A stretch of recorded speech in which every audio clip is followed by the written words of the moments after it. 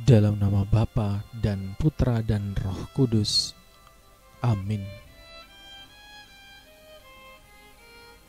Bapak, Ibu, saudara-saudari, umat beriman yang terkasih, salam sejahtera untuk kita semua.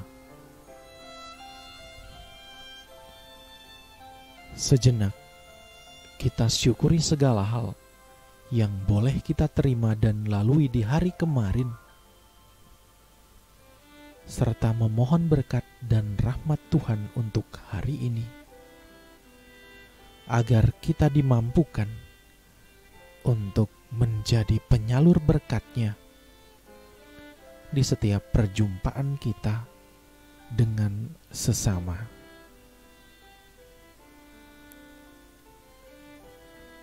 Saudara-saudari yang terkasih, lantas apa sapaan Tuhan untuk kita hari ini? Bersama-sama dengan gereja Allah yang kudus, mari kita hening sejenak sembari membersihkan hati agar pantas dan layak mendengar sapaan-Nya yang kudus.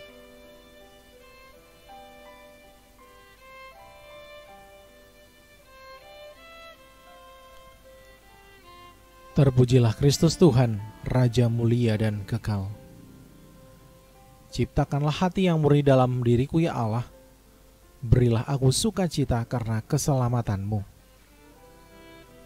Terpujilah Kristus Tuhan, Raja mulia dan kekal. Inilah Injil Yesus Kristus menurut Yohanes. Dimuliakanlah Tuhan. Pada hari raya orang Yahudi, Yesus berangkat ke Yerusalem. Di Yerusalem, dekat pintu gerbang domba, ada sebuah kolam yang dalam bahasa Ibrani disebut Betesda. Serambinya ada 5, dan di serambi-serambi itu berbaring sejumlah besar orang sakit.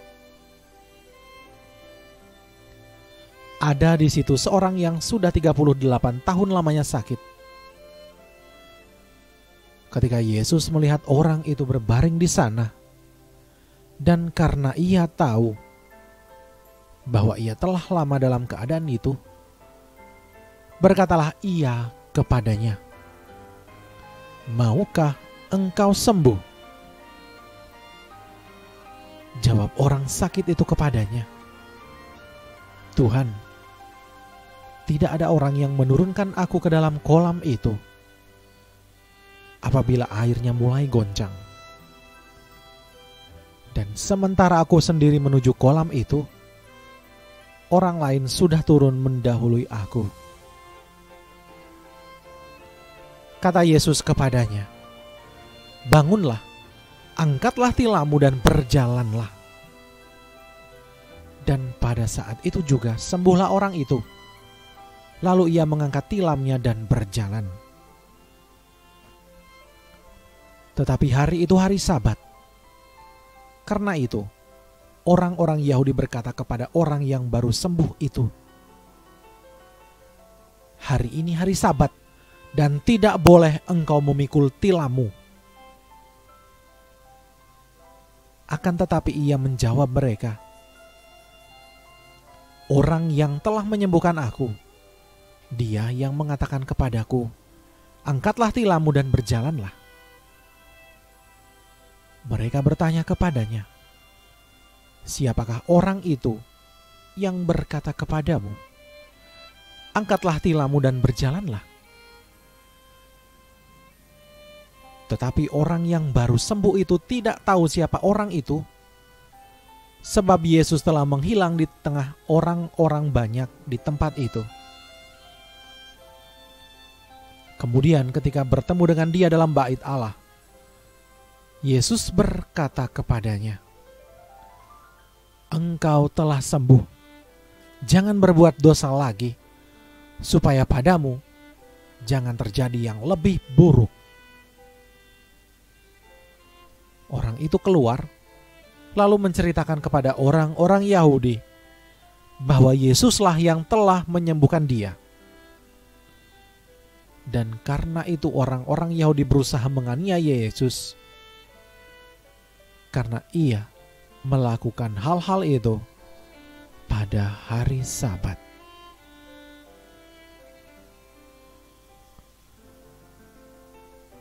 Demikianlah Injil Tuhan. Terpujilah Kristus.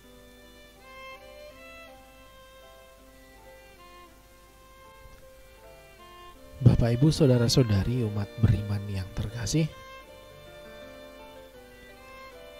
maukah engkau sembuh?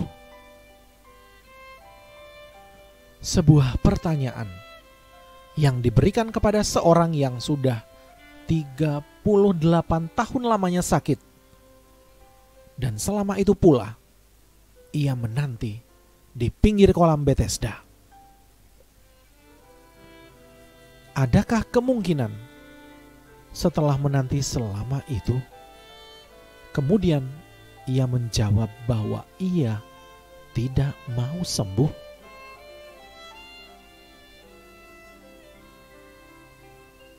Tetapi sekali lagi, bahwa rahmat Tuhan akan turun dan bekerja bagi mereka yang mau menerimanya.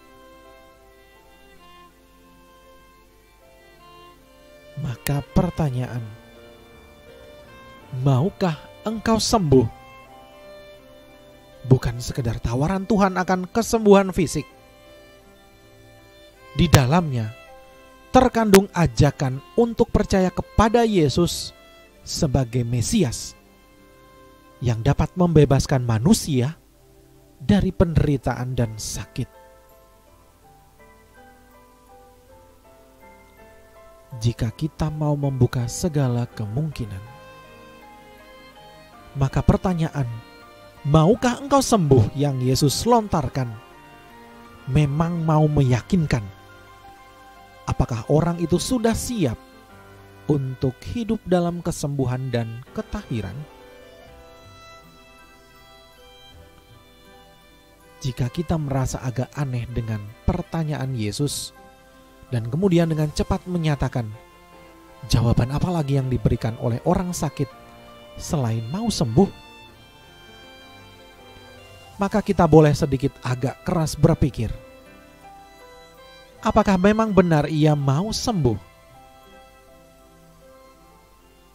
38 tahun ia tinggal dalam sakitnya. Apakah ia tidak punya kesempatan sekali saja untuk lebih cepat dari yang lain? Toh yang ada di sana bukannya semuanya orang sakit. Lalu, walaupun kita tidak mengatakan orang yang disembuhkan Yesus seperti itu, kadang kita menemukan kenyataan ini. Jika sakit dikaitkan dengan dosa, mengingat pesan Yesus kepada orang itu, jangan berbuat dosa lagi. Maka ternyata banyak orang yang betah tinggal dalam kesakitan, bahkan betah dalam waktu yang cukup lama. Maka pertanyaan Tuhan ini sangat tepat untuk meyakinkan kita. Apakah kita benar-benar mau sembuh? Konsekuensinya jelas. Jika kita mau sembuh, jangan berbuat dosa lagi. Jika tidak, sesuatu yang lebih buruk akan terjadi.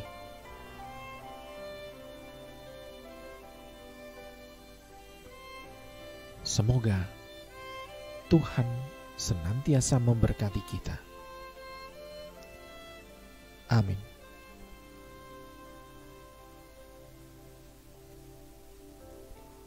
Marilah kita berdoa. Tuhan Yesus Kristus, kasihanilah kami orang yang berdosa ini. Seringkali kami betah untuk tinggal dalam kedosaan kami. Sudilah kiranya Engkau menyembuhkan kami dari dosa, sehingga kami dapat berjalan dan mewartakan sabda serta kebaikan-Mu. Engkau, Tuhan kami, kini dan sepanjang masa. Amin. Kemuliaan kepada Bapa dan Putra dan Roh Kudus, seperti pada permulaan, sekarang, selalu, dan sepanjang segala abad. Amin. Dalam nama Bapa dan Putra dan Roh Kudus. Amin.